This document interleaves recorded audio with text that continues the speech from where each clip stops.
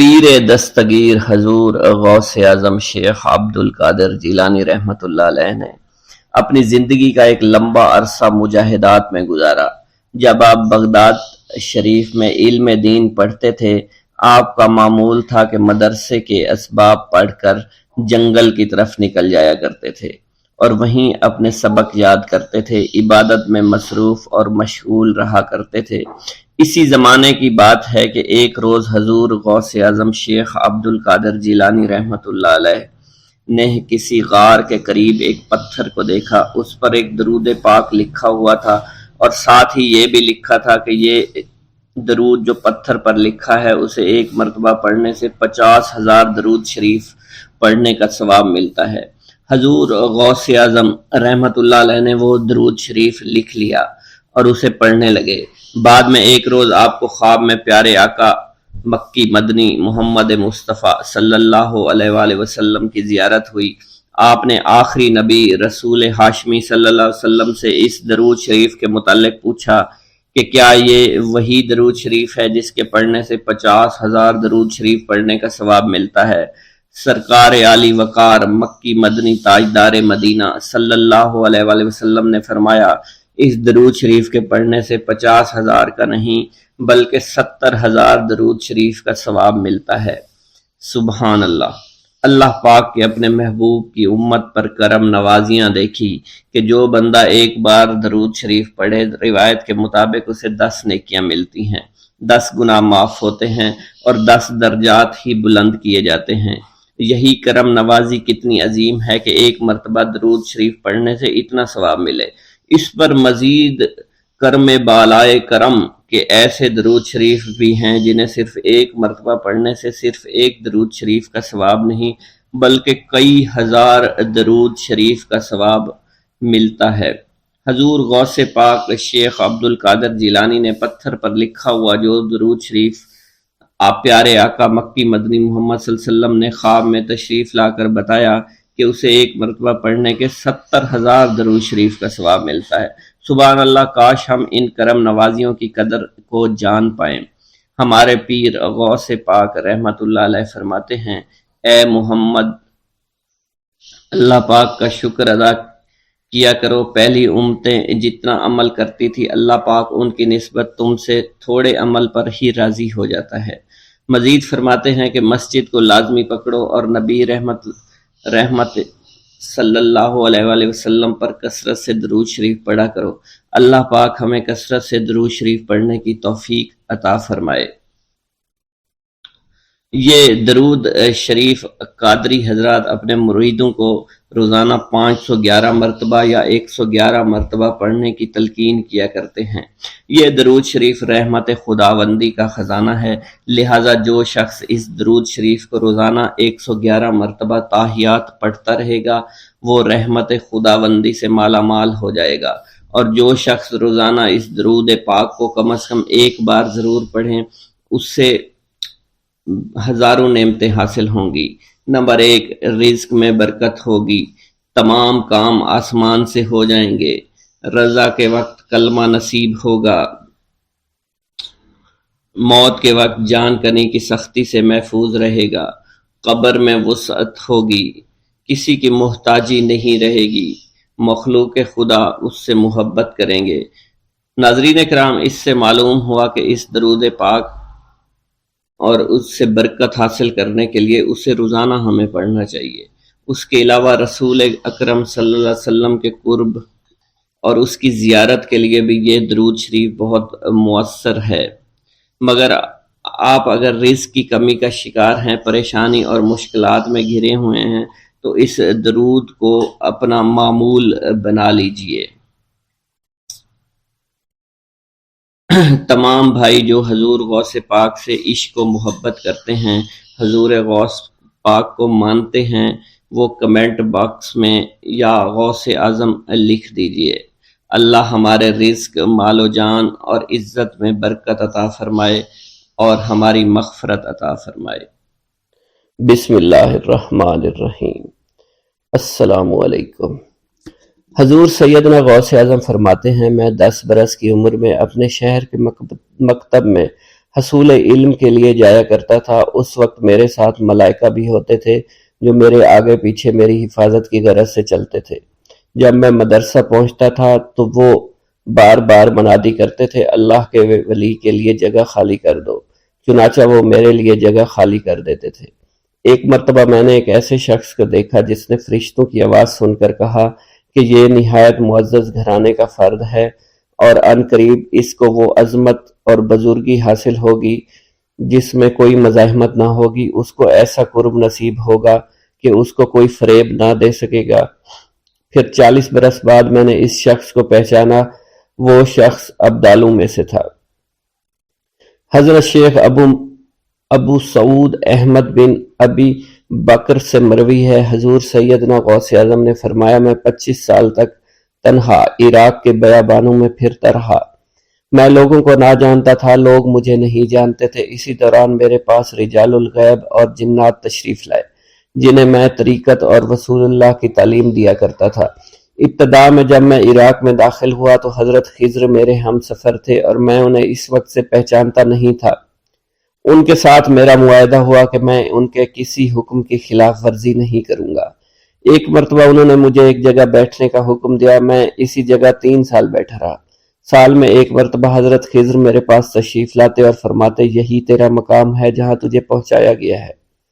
اس عرصہ کے دوران تمام نفسانی خواہشات مجھ پر انسانی شکل میں وارد ہوئیں، لیکن اللہ نے مجھے ہر موقع پر استقامت عطا فرمائی اور مجھے ان خرافات سے بچائے رکھا۔ ابتدا میں میرا نفس مجاہدہ کا کوئی طریقہ اختیار کرتا تو میں اس پر قائم ہو جایا کرتا تھا اور کسی چیز کو قبول نہیں کرتا تھا۔ ایک طویل مدت تک اپنا گلا گھونٹتے ہوئے میں نے مدائن کے جنگلوں میں مجاہدات میں مشغول رہا۔ حضور سیدنا غوث اعظم فرماتے ہیں، میں نے اپنے نفس کو مختلف مجاہدوں اور ریاستوں اور مشقتوں میں ڈالے رکھا۔ 1 سال تک میں گری ہوئی چیزیں اٹھا کر کھاتا رہا، اسی دوسرے سال میں صرف پانی پر گزارا کرتا رہا اور تیسرے سال میں نے کچھ نہ کھایا اور نہ پیا نہ ہی سویا۔ ایک مرتبہ شدید سردی کی وجہ سے میں ایوان کسریٰ کے کھنڈرات میں سویا تو رات بھر میں 40 مرتبہ احتلام ہوا۔ میں نے ہر مرتبہ دریائے دجلہ پر جا کر غسل فرمایا، پھر نیند کے خوف سے محل کے اوپر ایک ویران جگہ پر چڑھ گیا اور وہاں 2 سال تک قیام کیا، حتیٰ کہ سردی کے سوا کوئی شے کھانے کو میسر نہیں تھی۔ حضور سیدنا غوث اعظم فرماتے ہیں، ہر سال ایک بزرگ آتے اور وہ مجھے اونی جبہ دے کر چلے جاتے۔ اسی طرح میں نے بے شمار طریقوں سے دنیا اور نفس سے چھٹکارا حاصل کرنے کی کوشش کی۔ لوگ مجھے دیوانہ سمجھتے تھے، میں برہنہ جسم جنگلوں میں چلا جاتا، کانٹوں پر لوٹا شور مچایا کرتا، میرے تمام بدن سے خون جاری ہو جایا کرتا۔ لوگ مجھے اٹھا کر شفا خانے لے جایا کرتے جہاں میری حالت مزید بگڑ جایا کرتی۔ ایک وقت ایسا آیا جب مجھ میں اور مردہ میں کوئی فرق نہ تھا۔ لوگ کفن لے آئے اور غسال کو بلوایا کہ وہ مجھے غسل دے۔ ابھی انہوں نے مجھے غسل دینے کے لیے ایک تختہ پر لٹایا، میری حالت درست ہو گئی، میں اٹھ کھڑا ہوا۔ طریقت کی ان پرخطر راہوں میں نہ تو میں کبھی خوف زدہ ہوا، نہ کبھی میرا نفس مجھ پر غالب پا سکا اور نہ ہی دنیا کی آسائش مجھے حیران کر سکی۔ حضور سید غوث اعظم فرماتے ہیں، شیطان نے میرے گرد بے شمار جال بچھائے۔ جب میں نے ان سے کہا یہ کیا ہے، اس نے کہا یہ دنیاوی آلائشیں ہیں اور میں ان جالوں میں سے تم لوگوں کا شکار کیا کرتا ہوں۔ میں نے 1 سال تک شیطان کا مقابلہ کیا، اس کے بچھائے ہوئے تمام جالوں کو ختم کیا۔ اس کے بعد میرے سینے کو کھول دیا گیا اور مجھ پر بے شمار خلائق ظاہر ہوئے۔ حضور سیدنا غوث اعظم فرماتے ہیں، میں نے دریافت کیا کہ یہ اللہ ایک کیسے ہے؟ جواب ملا، یہ خلق کے اسباب ہیں جو تم سے ملے ہوئے ہیں۔ میں سال بھر ان کی جانب متوجہ رہا یہاں تک کہ وہ مجھ سے جدا ہو گئے۔ جب مجھ پر باطن ظاہر ہوا تو میں اپنے قلب کو بہت سے علائق سے ملوث پایا۔ میں نے دریافت کیا یہ علائق کیا ہیں؟ جواب ملا، یہ تمہارے ارادے، تمہارے اختیارات ہیں۔ چنانچہ 1 سال تک ان کی جانب متوجہ رہا یہاں تک کہ وہ سب علائق مجھ سے دور ہو گئے اور میرا قلب ان غلاظتوں سے نجات پا گیا۔ حضور سیدنا غوث اعظم فرماتے ہیں، پھر میں نے توکل کے دروازے پر آیا، میرا مقصد پورا ہو، لیکن جب میں توکل کے دروازے پر پہنچا بے شمار لوگ وہاں موجود تھے۔ میں ہجوم کو چیرتا بڑھا اور شکر کے دروازے پر پہنچ گیا، یہاں بھی لوگوں کا جمع غفیر موجود تھا، اسے بھی چیرتا آگے بڑھا اور مشاہدہ کے دروازے پر پہنچ گیا۔ یہاں پر موجود ہجوم کو بھی چیرتا ہوا اندر داخل ہوا، حتیٰ کہ سب سے آخر میں مجھے فاقر کے دروازے پر لا دیا گیا۔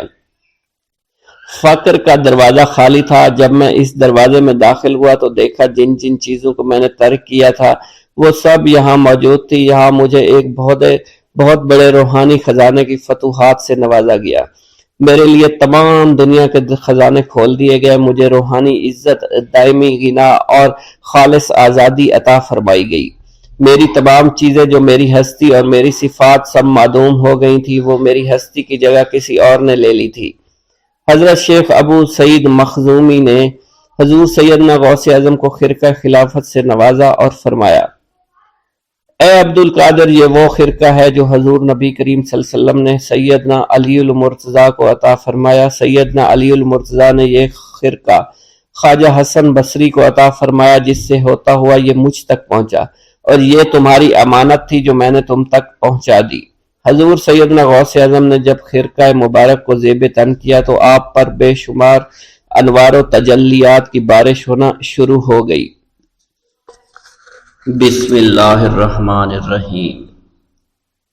ناظرین گرامی، روایت میں آتا ہے کہ قطب الاقطاب حضرت شیخ عبد القادر جیلانی الحسنی والحسینی الجیلانی، حضرت غوث اعظم شیخ عبد القادر جیلانی رحمۃ اللہ علیہ جب نماز ادا کرتے تو بہت زار و قطار رویا کرتے، یعنی گریہ زاری کیا کرتے تھے۔ روتے روتے آپ کی ہچکی بن جایا کرتی تھی۔ جب آپ رحمت اللہ علیہ مسجد میں اپنے مریدین اور شاگردوں کے ساتھ باجماعت نماز پڑھتے، اللہ پاک کی محبت اور عشق میں اتنے ڈوب کر عبادت کرتے کہ ان کے شاگرد آپ کی رقت آمیزی کو دیکھ کر، یعنی رونے کے انداز کو دیکھتے اور کہتے: اگر اصل نماز دیکھنی ہے تو غوث پاک کی نماز کو دیکھا جائے۔ تو ایک بار کا ذکر ہے کہ آپ رحمت اللہ علیہ عراق کی مسجد میں سے باجماعت نماز پڑھ کر باہر نکلے۔ آپ کے مریدین بھی آپ کے ساتھ تھے۔ آپ نے دیکھا کہ اسی محلے میں کچھ بچے اخروٹ کے ساتھ کھیل رہے ہیں۔ آپ بچوں سے بہت پیار کیا کرتے تھے، گویا کہ خود بچپن میں کبھی بچوں کی طرح کھیل کود نہیں کر سکے، لیکن بچوں کو دیکھ کر آپ مسکراتے تھے۔ آپ آگے بڑھنے لگے اور مریدین کی بڑی جماعت بھی آپ کے ساتھ تھی۔ ابھی آپ زیادہ دور نہیں گئے تھے کہ ان بچوں نے ایک دوسرے کے کان میں کچھ بولنا شروع کر دیا اور اشارے میں باتیں کرنے لگے کہ کیا خیال ہے کہ جو بابا جی سب سے نمایاں ہیں، نورانی چمکتے ہوئے چہرے والے ہیں، سب سے آگے چل رہے ہیں، ان کو بولا جائے جو فرمائش ہمیں کرنی ہے ان سے کر دیں، کیا یہ ہمیں ڈانٹیں گے تو نہیں؟ تو کچھ سمجھدار بچے ہم زبان ہوئے اور کہا: نہیں نہیں، یہ جو بابا ہے نا بہت اچھے ہیں، ان سے جو کچھ کہو گے انہوں نے وہ ہماری بات پوری کرنی ہے، ہم ان سے ایک میٹھی اور لذیذ چیز آج منگواتے ہیں۔ تو ان میں سے ایک بچہ جو سب سے بڑا تھا پاس آیا اور کہا: بابا میری بات سنیں۔ آپ نے بہت پیار اور شفقت سے اس کے سر پر ہاتھ رکھا اور کہا: بیٹا کہو۔ اس نے کہا کہ میرا دل کر رہا ہے کہ میں آپ سے کچھ مانگوں۔ آپ نے فرمایا کہ کہو بیٹا کیا چاہتے ہو؟ وہ کہنے لگا کہ مجھے آپ اس فلاں جلیبی والے سے جلیبی لا کر دے سکتے ہیں، میرا کھانے کا بہت دل کر رہا ہے۔ میں چلا جاتا، لیکن بابا میری باری آنے والی ہے، جب تک میں جلیبی لے کر وہاں آؤں گا میری باری چلی جائے گی۔ آپ رحمت اللہ علیہ کے وہاں کے مشہور بزرگ بڑے سردار لوگ ہیں، آپ کے خادمین آپ کے نوکر بننے کے لیے جان کی بازی لگانے کو تیار رہتے ہیں۔ ادھر وہ بچے آپ کے رتبے کو بھی دیکھ رہے تھے اور یہ بھی دیکھ رہے تھے کہ آپ کون سی شخصیت ہے، لیکن پھر بھی اتنے سارے لوگوں کو چھوڑ کر آپ سے وہ بچہ کہتا ہے کہ بابا مجھے جلیبی لا کر دے دیں۔ بابا جی نے کہا کہ ٹھیک ہے میں لا کر دے دیتا ہوں۔ آپ کا ایک مرید آپ کے پاس آیا اور کہا: حضرت آپ کیوں اس بات پر توجہ دے رہے ہیں؟ آپ اس بچے کی فرمائش پر جلیبی لا رہے ہیں۔ حضرت آپ پر میری جان قربان ہو، میں اس بچے کو جلیبی لا کر دے دیتا ہوں۔ آپ رحمت اللہ علیہ نے اسے اپنے ہاتھ کے اشارے سے منع فرمایا اور کہا: اس نے مجھ سے کہا ہے نا تو میں ہی اس کی خواہش کو پورا کروں گا۔ پھر آپ رحمت اللہ علیہ اس جلیبی والے کے پاس تشریف لے گئے اور جلیبی والا کچھ دیر پہلے اداس بیٹھا ہوا تھا۔ آپ رحمت اللہ علیہ اس کی دکان میں تشریف لے گئے تو وہ خوشی خوشی سے جھومنے لگا۔ آپ رحمت اللہ علیہ نے اس جلیبی والے سے جلیبی لی، اس نے خوشی خوشی آپ رحمت اللہ علیہ کے ہاتھوں میں جلیبی تھما دی وہ آدمی لگ بھگ 70 سال کا تھا، اس بڑھاپے میں بھی وہ کام کرنے پر مجبور تھا۔ اس کی آنکھوں میں آپ رحمت اللہ علیہ کو دیکھ کر آنکھوں سے آنسو آ گئے۔ اس نے روتے ہوئے کہا، اللہ کا لاکھ لاکھ شکر ہے، اس نے میری دعا سن لی۔ آپ نے میری دکان میں قدم رکھے تو کئی دنوں سے آپ کے انتظار میں یہاں بیٹھا ہوا تھا۔ میں جانتا تھا کہ آپ ضرور میری دکان پر تشریف لائیں گے۔ آپ رحمت اللہ علیہ نے فرمایا، تمہیں کیسے پتا تھا کہ میں تمہاری دکان پر آؤں گا؟ وہ کہنے لگا کہ حضرت عرصہ ہوا ہے، کئی مہینوں سے میرا کاروبار نہیں چل رہا تھا۔ میرا کاروبار دن بدن ٹھپ ہوتا جا رہا تھا، فاقوں تک کی نوبت آ گئی تھی۔ مجھے اپنی فکر نہیں تھی لیکن اپنے چھوٹے چھوٹے بچوں کی تھی۔ اس بڑھاپے میں اللہ تعالیٰ نے اولاد تو دی لیکن ان کو پالنے کا کوئی بندوبست نہیں ہو رہا تھا۔ میں نے اپنی اس پریشانی کا ذکر کسی سے کیا تو اس نے کہا کہ عراق کے ایک شہر میں چلے جاؤ، وہاں پر کوئی ایک فقیر ہے، اس سے دعا کراؤ، وہ جس کے لیے دعا کرتے ہیں اس کا کام بن جاتا ہے۔ میں اتنا پریشان تھا کہ اس آدمی کے کہنے پر اس فقیر سے ملنے چلا گیا۔ اس کی تلاش کر کے میں نے اس سے کہا، تم میرے لیے دعا کرو تاکہ میرے کاروبار میں ترقی ہو جائے اور میرے رزق میں برکت ہو جائے اور تنگ دستی دور ہو جائے تاکہ میں بیوی بچوں کا پیٹ پال سکوں۔ فقیر مجھے دیکھ کر کہنے لگا کہ تم پیرانے پیر غوث اعظم دستگیر رحمت اللہ علیہ کو نہیں جانتے؟ میں نے کہا میں نہیں جانتا۔ وہ کہنے لگا، حیرت ہے کہ تمہیں یہ پتہ نہیں کہ تم ان کو جانتے ہی نہیں کہ ولیوں کے سردار ہیں۔ میں تو بہت چھوٹا سا فقیر ہوں، میری دعاؤں میں اتنا اثر نہیں کہ وہ غوث اعظم رحمت اللہ علیہ ہیں، جس کے لیے بھی دعا کریں اس کا بیڑا پار ہو جایا کرتا ہے۔ اور جب اس دور میں غوث پاک رحمت اللہ علیہ خود موجود ہے تو پھر ہمارا کیا مقام ہوگا ان کی دعا کے آگے؟ ہماری دعا کچھ بھی نہیں ہے۔ میں نے کہا، اگر یہ بات ہے کہ آپ سے بڑا کوئی بزرگ ہے تو مجھے بتائیے کہ غوث پاک رحمت اللہ علیہ مجھے کہاں ملیں گے اور میں کہاں جاؤں ان سے ملنے کے لیے؟ وہ کہنے لگا کہ وہ جیلان میں ہیں، تم ادھر جاؤ، ہماری کیا جرت کہ آپ کے لیے دعا کریں۔ آپ رحمت اللہ علیہ جس کے لیے بھی دعا فرماتے ہیں اس کا بیڑا پار ہو جاتا ہے اور اس کو کہیں بول جانے کی ضرورت نہیں ہوتی۔ حضور جب اس فقیر نے مجھے یہ بات کہی تو فوراً جیلان شریف میں آ گیا اور یہاں پر میں نے آپ کی تلاش شروع کی۔ آج دیکھیے آپ خود بخود میری دکان پر تشریف لائے ہیں۔ اب دیکھیے کہ آپ کے آنے سے کیسا نور میری دکان میں آ گیا ہے۔ حضور میرے حق میں دعا فرما دیجئے، اللہ پاک میری زندگی کو آسانیاں عطا فرمائے۔ مجھے اپنی بیوی اور بچوں کی بہت فکر ہے۔ آپ رحمت اللہ علیہ نے فرمایا، پریشان ہونے کی ضرورت نہیں، اللہ تعالیٰ سب معاملات ٹھیک فرما دے گا۔ یہ کہہ کر آپ تشریف لے گئے، اس بچے کے پاس آئے اور اس کے ہاتھ میں جلیبی تھما دی۔ ابھی وہاں سے جانے والے تھے، دوسرا بچہ آیا، اس نے کہا کہ بابا آپ نے اسے تو جلیبی لا کر دی ہے، مجھے بھی لا کر دیں۔ آپ نے اس سے بھی تسلی دی اور کہا میں تمہیں بھی جلیبی لا کر دے دیتا ہوں بیٹا۔ یہ دیکھ کر مریدین بہت غصہ ہونے لگے اور کہا کہ حضور ہم اس بچے کو جلیبی لا کر دے دیتے ہیں، آپ کیوں زحمت کرتے ہیں؟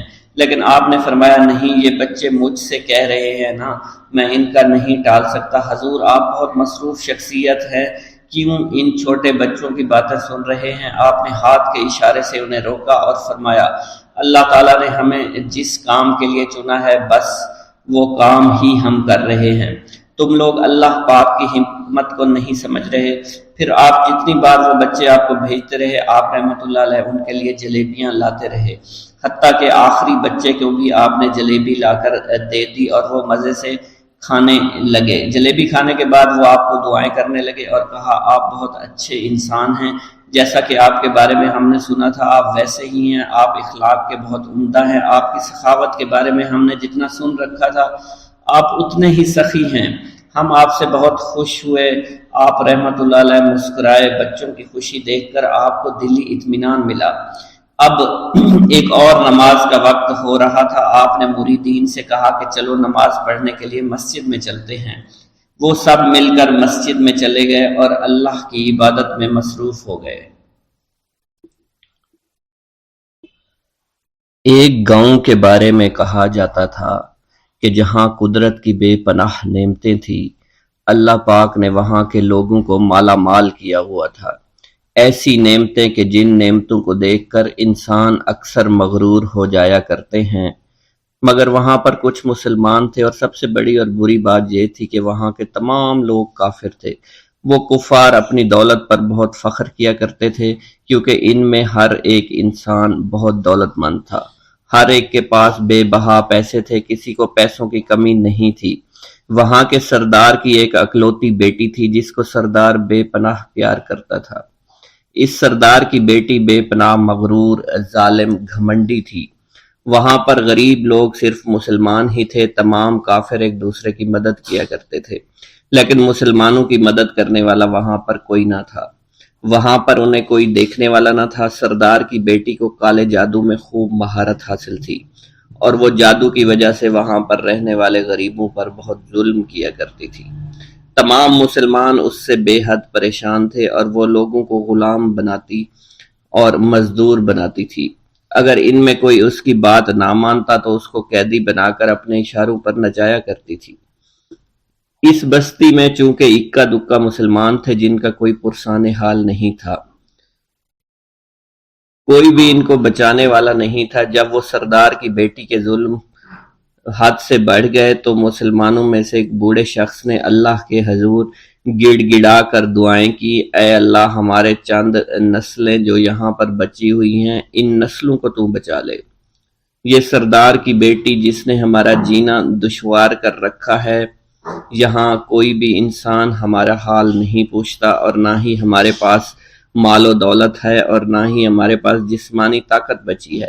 یا اللہ ہمارے لیے کوئی ایسا بندہ بھیج جو نہ صرف طاقتور ہو بلکہ اس جادوگرنی یعنی سردار کی بیٹی کو بھی ہرا سکے۔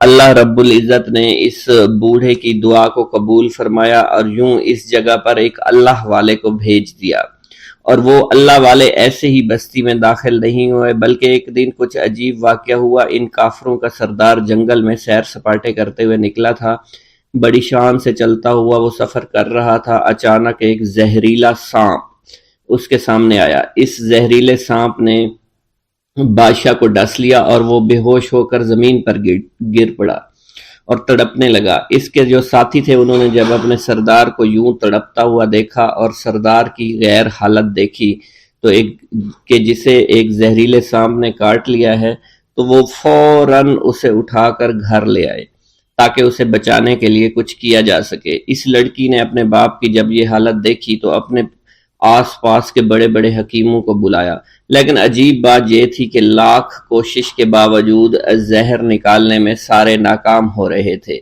اور زہر تیزی کے ساتھ اس کے جسم میں پھیلتا چلا جا رہا تھا۔ لیکن اسی وقت وہاں ایک درویش کی آمد ہوئی، ایک اللہ والے آئے، ان اللہ پاک نے اس مقصد کے تحت وہاں بھیجا تھا۔ اس اللہ کے ولی نے سردار کے گھر پر پہنچ کر دروازے کو کھٹکھٹایا۔ نوکروں نے پوچھا کون ہو، کس سے ملنا ہے؟ اس نے کہا میں نے سنا ہے کہ یہاں کے سردار کو سانپ نے ڈس لیا ہے۔ نوکر کہنے لگے کہ تمہیں کیسے پتا چلا کہ یہاں کے سردار کو سانپ نے ڈس لیا ہے؟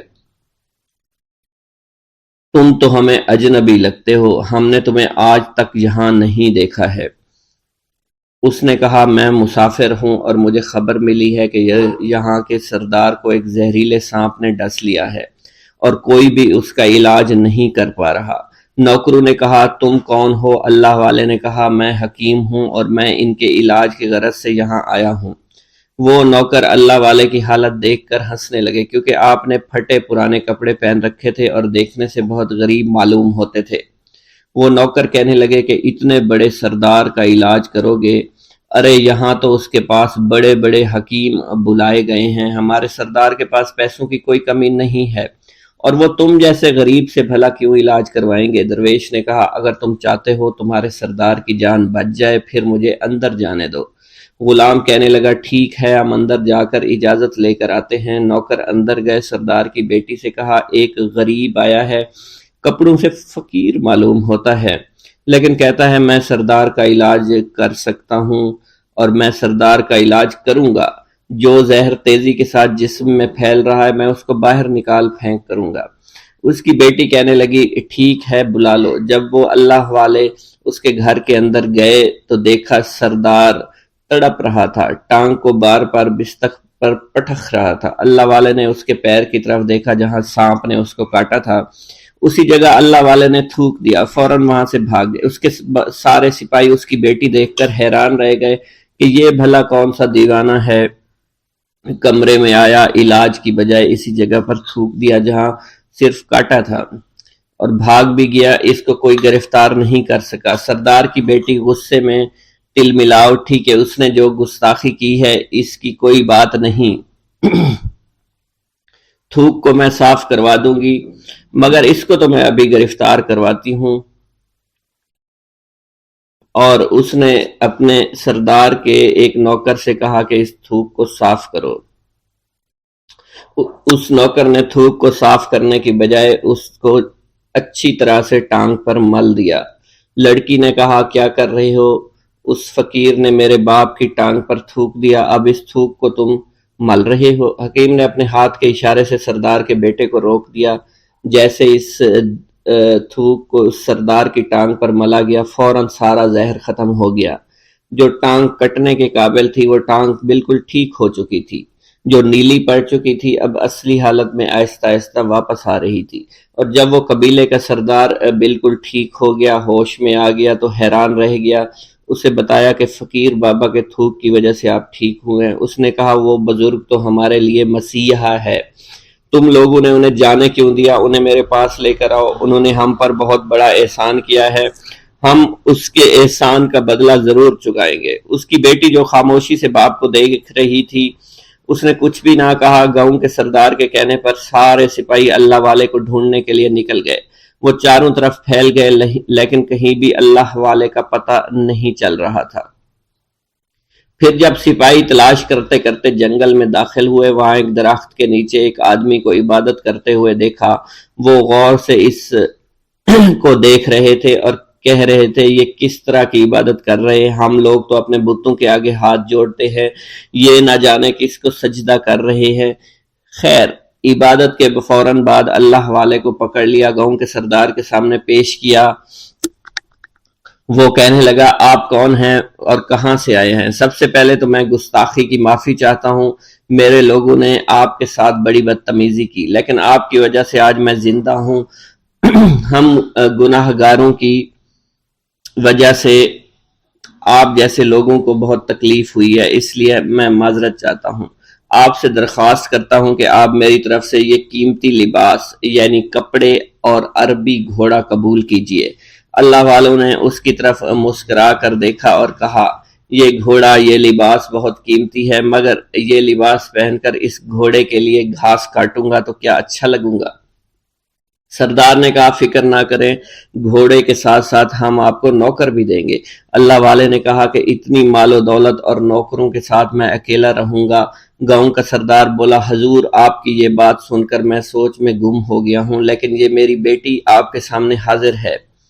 بیٹی حیرت سے اپنے باپ کو دیکھ رہی تھی کہ میرا باپ اب کیا کہنے والا ہے۔ سردار نے کہا میری بیٹی جسے آپ نے دیکھ لیا ہے، اس کی شادی میں آپ سے کر دوں گا، مگر ایک شرط ہے کہ آپ کو اپنے مذہب کو چھوڑنا پڑے گا۔ میرے سپاہیوں نے آپ کو عبادت کرتے ہوئے دیکھا ہے، جہاں تک ہمارے معمولات ہیں ہم بتوں کے آگے سجدہ کرتے ہیں اور ان کی عبادت کرتے ہیں، اور آپ جس کے آگے سجدہ کرتے ہیں وہ اللہ ہے، یعنی آپ مسلمان ہیں، اس لیے آپ کو اپنا مذہب چھوڑنا پڑے گا۔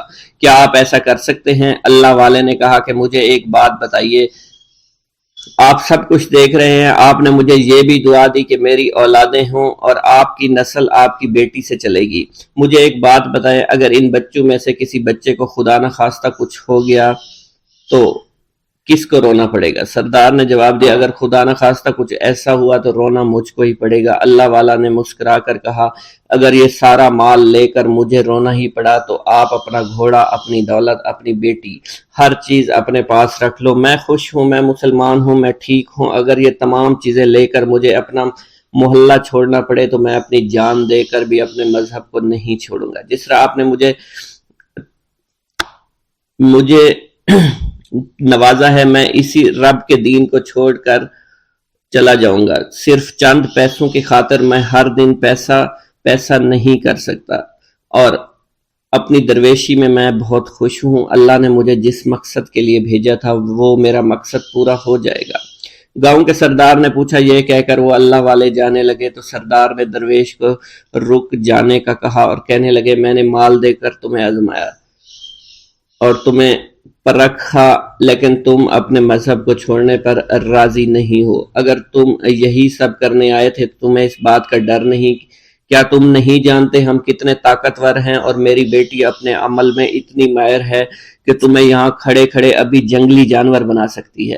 اللہ والے نے کہا کہ اس نے جنگلی جانور کمزور لوگوں کو بنایا ہوگا، یہ مجھے جانور بنا کر تو دکھائے۔ اس سے پہلے کہ گاؤں کا سردار اپنی بیٹی سے کچھ کہتا کہ اس پر وار کرو، اللہ والے نے جادوگرنی پر ایسی پھونک ماری کہ وہ اسی وقت ایک بہت بڑی چھپکلی بن گئی۔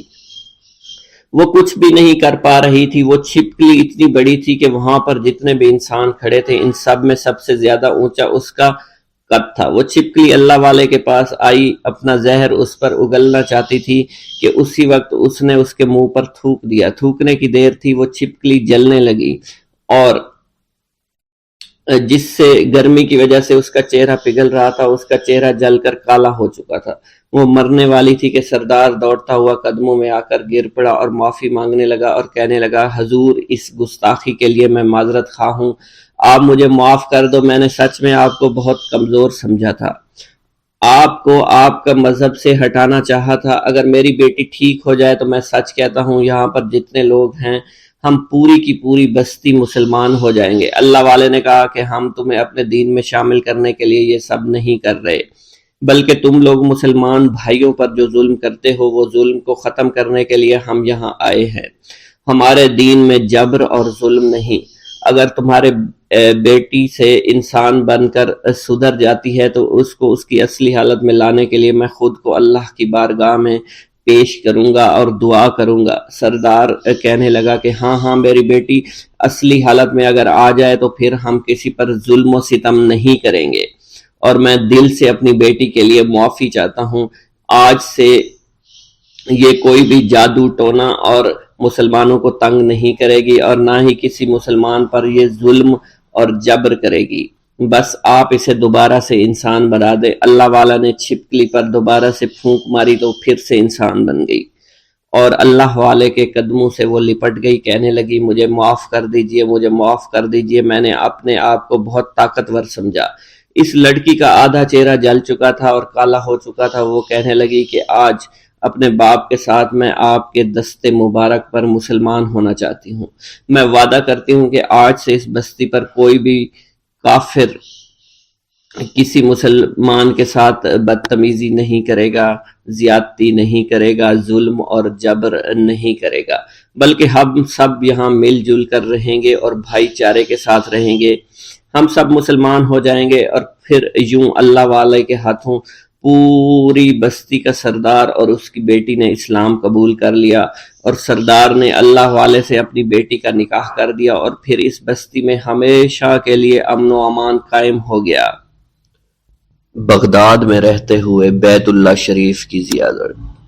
حضرت شیخ ابو صالح سے منقول ہے، حضرت شیخ ابو مدین مغربی نے مجھے حضور سیدنا غوث اعظم کی خدمت میں بغداد فقر کی تعلیم کے لیے بھیجا۔ آپ نے مجھے 20 دن تک اپنے خلوت خانہ کے دروازے پر بٹھائے رکھا، اور 20 روز گزرنے کے بعد مجھے قبلہ رو ہونے کا حکم دیا۔ جب میں قبلہ رو ہو گیا، آپ نے فرمایا، اے ابو صالح، اس طرف دیکھو۔ چنانچہ جب میں نے اس جانب دیکھا، آپ نے فرمایا، کیا دیکھ رہے ہو؟ میں نے عرض کیا، بیت اللہ شریف میری نظروں کے سامنے ہے۔ آپ نے مجھے حکم دیا کہ اب مغرب کی سمت دیکھو۔ میں نے اپنا چہرہ مغرب کی جانب کیا تو آپ نے دریافت فرمایا، کیا دیکھ رہے ہو؟ میں نے عرض کیا، میں اپنے مرشد پاک حضرت ابو مدین کو دیکھ رہا ہوں۔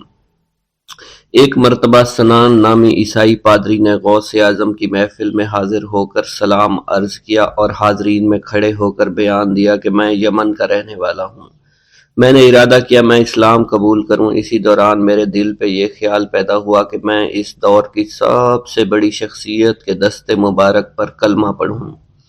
اس سوچ کے دوران مجھے نیند آ گئی۔ خواب میں مجھے حضرت سیدنا عیسیٰ علیہ السلام کی زیارت نصیب ہوئی۔ آپ نے مجھ سے ارشاد فرمایا کہ تم بغداد شریف چلے جاؤ اور شیخ عبد القادر جیلانی کے دست حق پر اسلام قبول کرو، کیونکہ اس وقت وہ روئے زمین پر تمام لوگوں میں افضل و اعلیٰ ہیں۔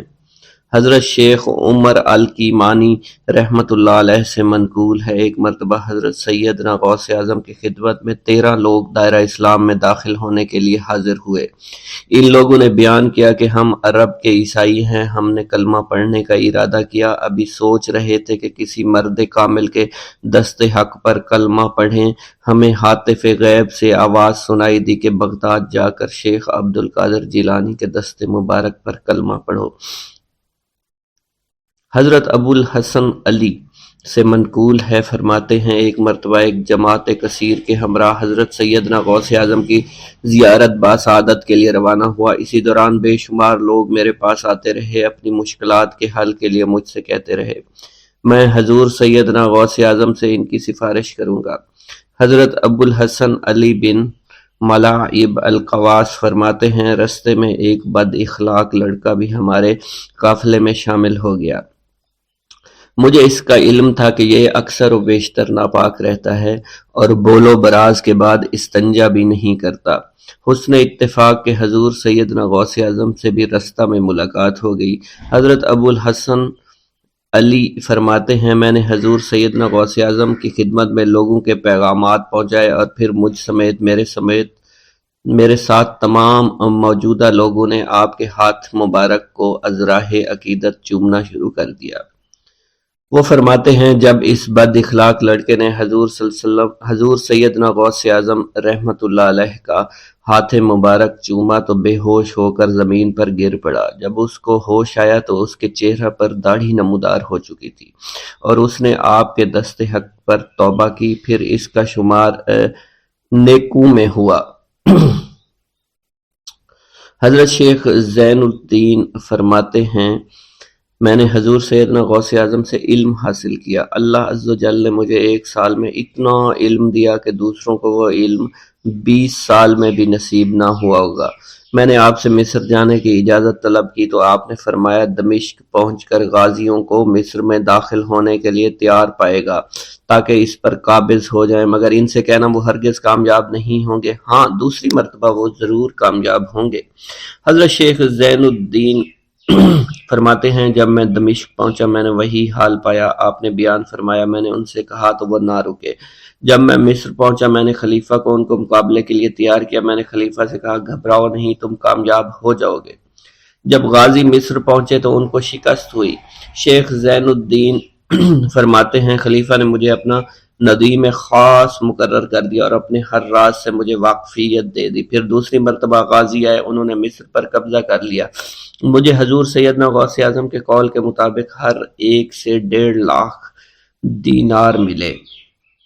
مجھے مصر میں ہر خاص و عام میں مقبولیت حاصل ہو چکی تھی اور بے شمار لوگ میرے واعظ سے مستفیض ہونے لگے تھے۔